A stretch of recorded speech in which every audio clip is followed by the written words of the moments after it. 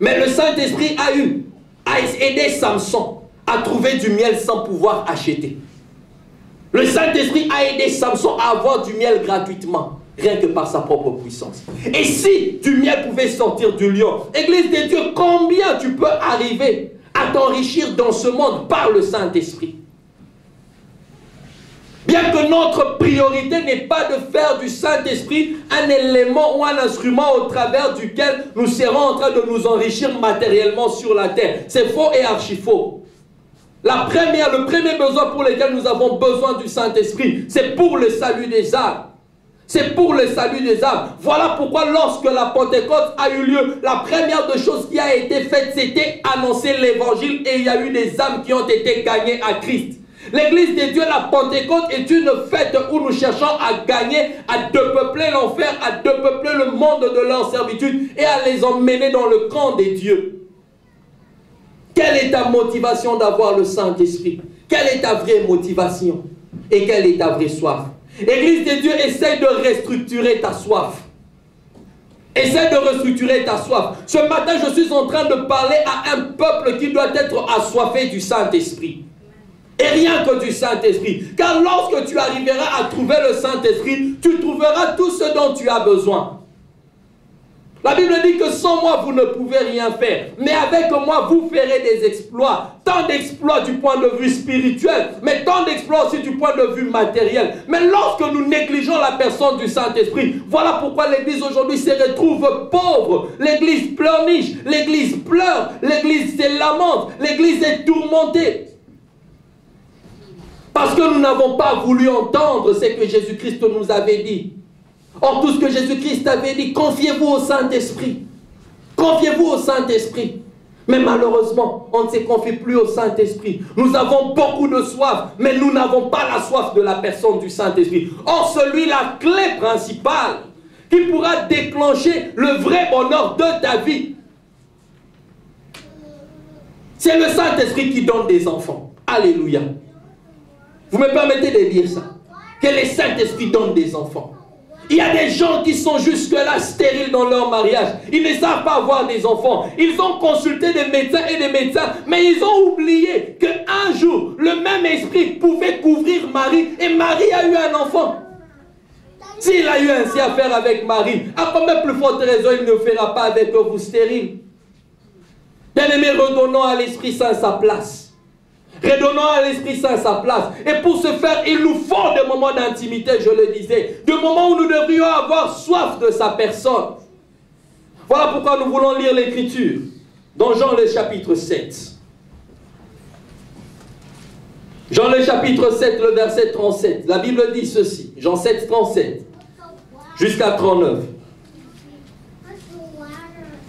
Le dernier jour, le grand jour de la fête, Jésus debout s'écria, si quelqu'un a soif, qu'il vienne à moi et qu'il boive. Celui qui croit en moi, des fleuves d'eau vive couleront de son sein, comme dit l'Écriture. Et au verset 39, on dit, il dit cela de l'Esprit qu'allait recevoir ceux qui croiraient en lui. Que celui qui a soif, qu'il vienne, et des fleuves d'eau vive couleront. Pas des fleuves d'eau qui donnent la mort, mais des fleuves d'eau qui donnent la vie. C'est-à-dire toi-même d'abord, le Saint-Esprit visitera ta vie en te donnant sa vie, mais il fera de toi un canal au travers duquel tu seras aussi à étancher les soifs des autres personnes. C'est-à-dire le Saint-Esprit va d'abord étancher les soifs que tu as, et après il fait de toi un canal au travers duquel tu étancheras aussi les soifs d'autrui. Les soifs de tous ceux-là qui sont autour de toi. C'est comme il a été dit à Abraham, je ferai de toi une source de bénédiction. C'est ce que le Saint-Esprit veut faire de vous et de moi. Mais tout est question de la soif. Voilà pourquoi la Bible dit, le dernier jour, Jésus debout s'écria. Vous savez, lorsque quelqu'un se met debout et commence à crier, c'est qu'il aimerait bien s'entendre. Il aimerait bien se faire entendre.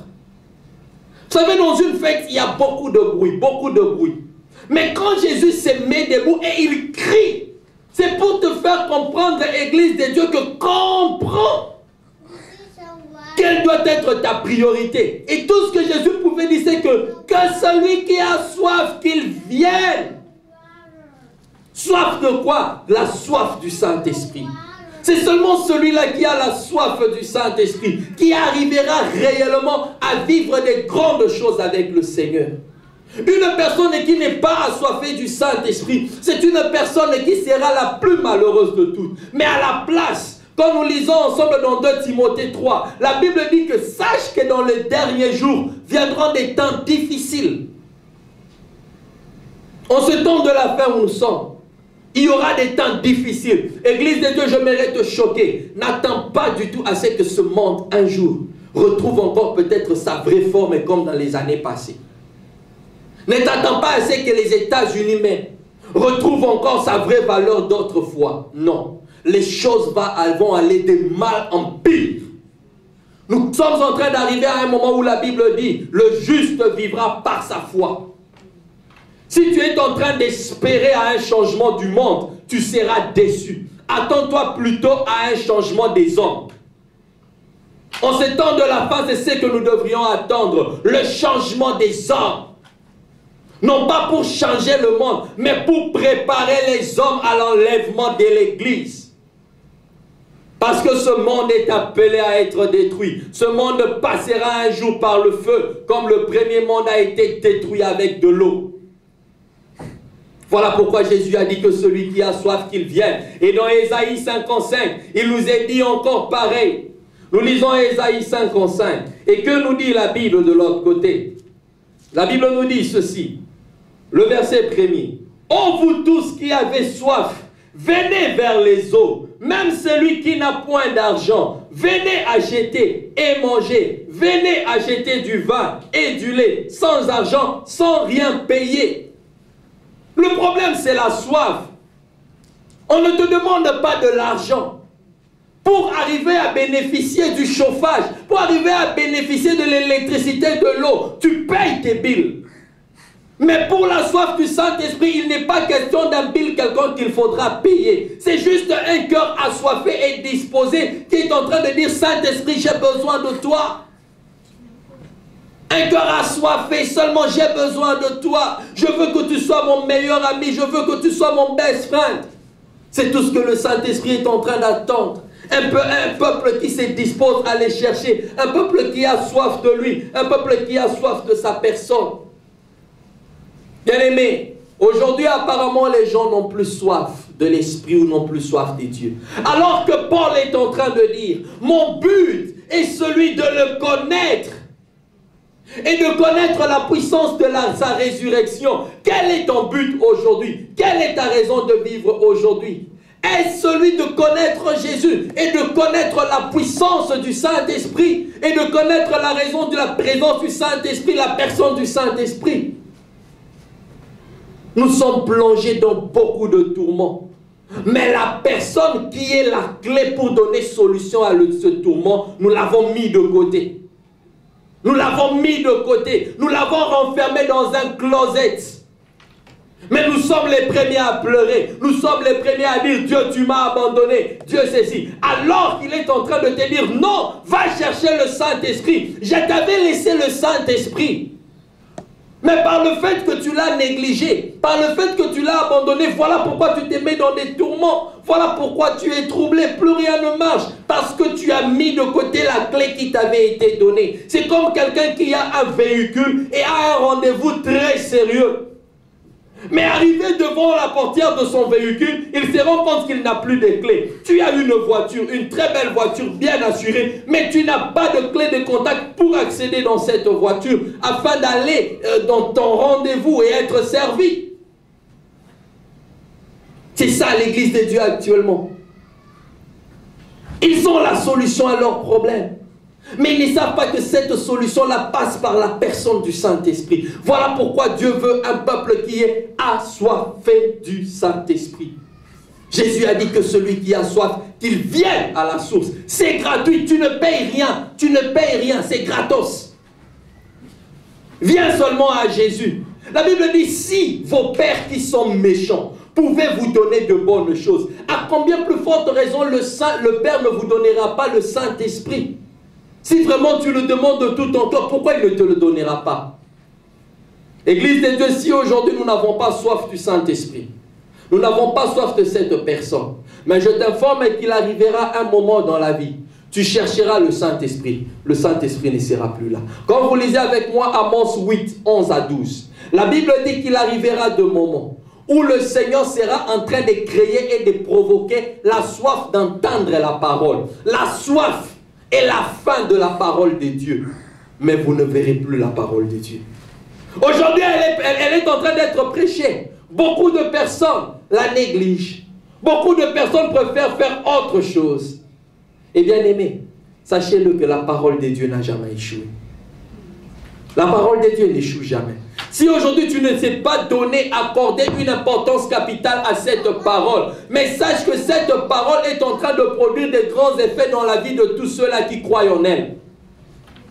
Voilà pourquoi sois assoiffé de la parole de Dieu, sois assoiffé du Saint-Esprit. Car lorsque ce moment arrivera, où tu commenceras à chercher la parole de Dieu, elle ne sera plus. Tu chercheras le Saint-Esprit, il sera déjà enlevé avec l'Église et tu seras resté seul.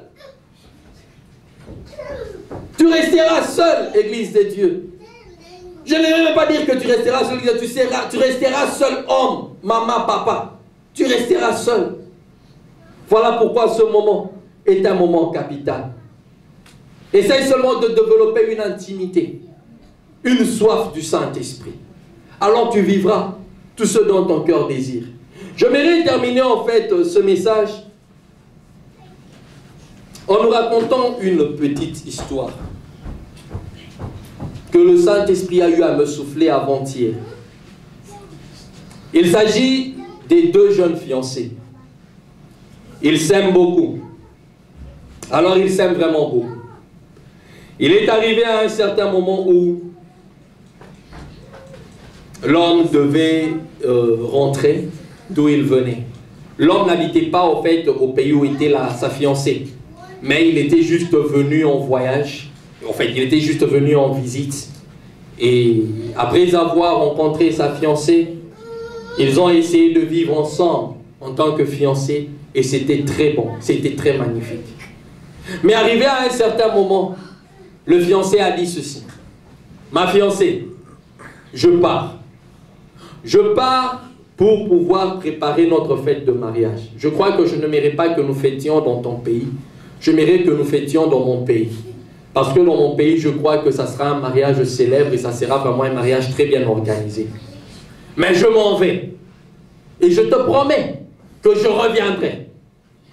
Et je sais que tu risquerais d'être seul, de rester dans des besoins.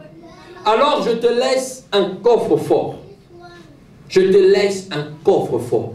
Dans ce coffre-fort-là, tout ce dont tu auras besoin, tu vas y trouver à l'intérieur.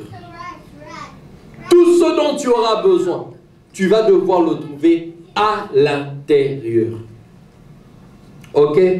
Ok. C'était dur pour la fiancée de laisser le fiancé partir. Mais il fallait quand même le laisser. Le fiancé est parti et la fiancée est restée. Et quand la fiancée est restée, au départ c'était des moments de contact. Hey, comment chérie, ça va, et console. Et à un certain moment, il s'est fait que la fille, la fiancée est entrée dans des besoins. Dans des besoins multiples. Dans des besoins multiples. Dans des besoins d'argent. Où elle pouvait tomber malade, elle avait besoin d'aller voir le médecin, mais elle n'avait pas d'argent. Et la fiancée a commencé à s'inquiéter. Ah, si mon fiancé était là. Elle essaye d'appeler le numéro du fiancé. Le numéro du fiancé ne passe plus. Alors la fiancée se dit, mais non, qu'est-ce qui se passe? Il m'a abandonné, il m'a trahi, il m'a déçu ou quoi? Et la fille s'est mise dans de multiples tourments. Dans de multiples tourments. Et la fille avait oublié en fait qu'il y avait un coffre-fort qui lui avait été laissé et un code secret pour l'ouverture de ce coffre-fort. Et un jour, pendant que la fille était abattue, la fiancée était vraiment perdue. Elle n'y croyait peut-être même plus. Elle entend son téléphone sonner, ring. Et qui appelle? C'est le fiancé. Et lorsque son fiancé l'appelle, La première de réaction, c'était la fiancée, elle a commencé à pleurer. Elle a commencé à pleurer. Mais pourquoi tu m'as fait ça? Pourquoi tu m'as abandonné? Tu m'as laissé, je suis dans des problèmes, je suis dans des besoins. Patati, patata. Ok. Et le fiancé essaye d'appeler la fille. De dire à sa fiancée, il dit, mais non, tu es dans des besoins. Ok, mais c'est quel type de besoin? Non, j'ai besoin d'argent, j'ai besoin de ceci, de cela. Et il lui pose la question, mais tu te souviens que je t'avais laissé un coffre-fort? Et que dans ce coffre-fort-là, je t'avais dit tout ce que tu peux avoir comme besoin matériel, financier, tu as la solution dans ce coffre-fort-là. Mais qu'est-ce que tu as fait de ce coffre-fort?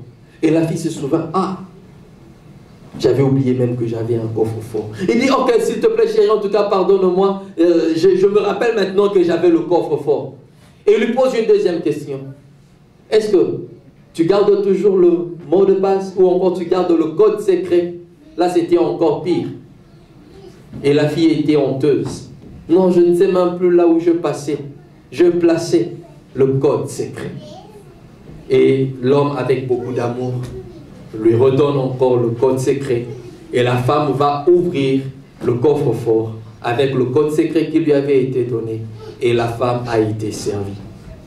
Église de Dieu, le Saint-Esprit m'a raconté cette histoire pour vous dire ceci. Que cet homme, c'est Jésus. Le fiancé, c'est Jésus. Et cette fiancée, c'est elle, l'Église de Dieu. C'est vous qui me suivez à travers le média et vous qui êtes assis en cellule. L'Église de Dieu est dans plein de tourments, dans plein de besoins. Mais ils ont oublié une chose. Ils ont oublié le code secret. Ils ont juste oublié le code secret. Et le code secret, c'est seulement la personne du Saint-Esprit. Si tu arrives seulement à retrouver le code secret qui est la personne du Saint-Esprit, et tu arrives à l'appliquer dans le coffre-fort, tu trouveras solution à tout ce dont tu as besoin.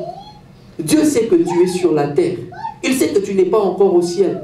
Il sait que tu es sur la terre et tu es dans des besoins. Voilà pourquoi il savait. Et il t'avait dit que je te laisse le Saint-Esprit. Mais voilà pourquoi nous avons oublié le Saint-Esprit. Nous sommes dans des tourments maintenant. Église des dieux, Apocalypse est en train de dire, l'Esprit et l'épouse disent que celui qui a soif, qu'il vienne. Ce matin, je conclus ce message en disant que tout celui qui a soif, qu'il vienne. Viens au Saint-Esprit. Il est la seule personne qui peut combler réellement tous les besoins, tous les soifs que tu as. La Pentecôte, Église des dieux, ne devra plus jamais être une fête commémorative. Aujourd'hui, la Pentecôte est restée dans cette dimension-là. Une fête commémorative. Nous fêtons la venue du Saint-Esprit. Patati patata. Non. Église des dieux, là où il y a Pentecôte, il y a réellement mouvement. Là où il y a Pentecôte, il y a réellement des grandes choses qui se font. Là où il y a Pentecôte, Église des dieux, il y a des signes de prodiges et des miracles. Là où il y a Pentecôte, Dieu vient changer la nature. La Pentecôte ne doit plus rester une fête commémorative. L'année passée, nous avons eu à fêter Pentecôte. Posons-nous la question, entre l'année passée et cette année, qu'est-ce que la Pentecôte a fait dans nos vies? Nous avons crié Saint-Esprit, Saint-Esprit. Mais qu'est-ce qui a été fait exactement et réellement dans ta vie? Voilà pourquoi ne laisse pas que la Pentecôte de cette année passe inaperçue. Si ce jour-là, il y avait Pentecôte et que leur soif et leur intimité pouvaient les emmener à faire des grandes choses, à bouleverser le monde, et tout le monde était rempli des noms de Jésus dans leur bouche. Bien-aimés, nous sommes dans une période critique du temps de la fin. Il est temps que l'Église de Dieu comprenne et se réveille. Change tes motivations, change tes priorités. Laisse le Saint-Esprit devenir ta priorité. Que le Saint-Esprit devienne ta soif principale. Car lorsque tu as le Saint-Esprit, tu as tout ce dont tu as besoin. Et la Pentecôte, tu pourras la vivre tout le jour. La Pentecôte n'est pas seulement le 27 mai. Tu peux vivre ta Pentecôte le 28 mai. Tu peux vivre ta Pentecôte le 29 mai, parce que la Pentecôte se manifeste partout où il y a des cœurs assoiffés, mais aussi partout où l'intérêt ou le besoin de Dieu exige. Si le besoin ou les intérêts de Dieu se trouvent dans ta famille, la Pentecôte aura lieu dans ta famille. Si c'est dans ton travail, la Pentecôte aura lieu dans ton travail. Je rêve un jour aller dans mon travail et que les gens soient baptisés du Saint-Esprit, les gens en train de travailler, mais en train de parler en langue. Parce qu'ils sont assoiffés, remplis du Saint-Esprit. Et bien aimé, je conclus, je ferme cette parenthèse en disant une seule chose. Retenez cela. Pour vivre la Pentecôte, cela ne dépend pas du nombre d'années que tu as eu avec le Seigneur. Cela ne dépend pas de ce que tu es ancien, diacre, pasteur, évangéliste. Pour vivre la Pentecôte, la plénitude du Saint-Esprit dans ta vie, bien aimé, il faut seulement une soif. Rien que la soif. Voilà pourquoi en lisant les Écritures, la Bible dit, pendant qu'ils écoutaient la parole de Dieu, Pierre prononçait encore la parole de Dieu. La Bible dit, et l'Esprit de Dieu tomba sur eux. Rien que parce qu'ils étaient en train d'écouter comme vous écoutez maintenant. Rien que par le fait qu'ils écoutaient, ils étaient seulement assoiffés et le Saint-Esprit est descendu. Et les autres, parce qu'on avait eu à prier pour eux, on les a imposé des mains et ils ont reçu l'Esprit. D'autres, c'est parce qu'ils étaient en train de prier eux-mêmes et le Saint-Esprit est descendu. Ce matin, quelle est la voie par laquelle le Saint-Esprit sera en train de te toucher? Et d'autres seraient parce que tu es seulement en train de suivre au travers de médias et le Saint-Esprit te touche. Tout dépend de ta soif. Nous nous tenons debout, Église de Dieu, nous voulons prier. Tout est question de soif. Tout est question de soif. La Bible donne une promesse. Dans les derniers jours, ces jours d'ombre, je répandrai de mon esprit sur toute chair. La Bible dit, vos fils et vos filles prophétiseront. J'aimerais parler aux fils et aux filles qui sont en cellule. Fils et filles, écoutez-moi. Les jeunes gens qui sont en ces lieux, écoutez-moi. Et vous qui me suivez à travers le média. La Bible dit, dans les derniers jours, je répandrai de mon esprit sur vous. Et la Bible dit, vous serez en train de prophétiser. Prophétiser veut dire donner des oracles de la part de l'Éternel pour l'édification de l'Église de Dieu. Et la Bible dit, vous jeunes gens, vous aurez des visions. Dieu serait en train de vous faire passer des images aux yeux, des images au cœur pour bâtir son œuvre. Et la Bible dit sur les vieillards. La Bible dit vous aurez des songes. Voilà pourquoi désormais à partir de cette soirée, bien-aimés, ne dormez plus n'importe comment, parents, vieillards, des grandes personnes, ne dormez plus n'importe comment. Le Saint-Esprit commencera à vous visiter pendant que vous serez en train de dormir. Il vous donnera des songes qui vous serviraient de bâtir vos familles, de bâtir vos entreprises, de bâtir l'église de Dieu. La Bible dit oui, sur mes serviteurs et mes servantes, je ferai ces choses. Il l'a précisé, sur mes serviteurs et mes servantes. Dieu ne fait exception de personne. Le Saint-Esprit peut visiter même des petits-enfants. Il peut passer par des petits-enfants pour accomplir le besoin de Dieu. Mais ne cherche pas d'abord qu'il passe par la vie de ces petites personnes qui ne comprennent rien. Alors que des grandes personnes qui peuvent comprendre des grandes choses restent insensibles. Ne restons pas insensibles. Sois le canal par lequel le Saint-Esprit passera. Au nom de Jésus, que le Saint-Esprit commence à déposer la soif de sa personne en toi. Alors que cette mélodie est en train de jouer, nous levons juste légèrement nos mains.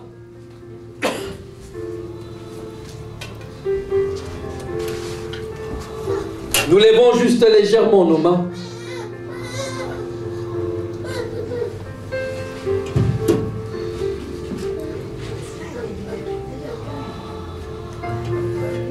Un peu de volume, s'il vous plaît.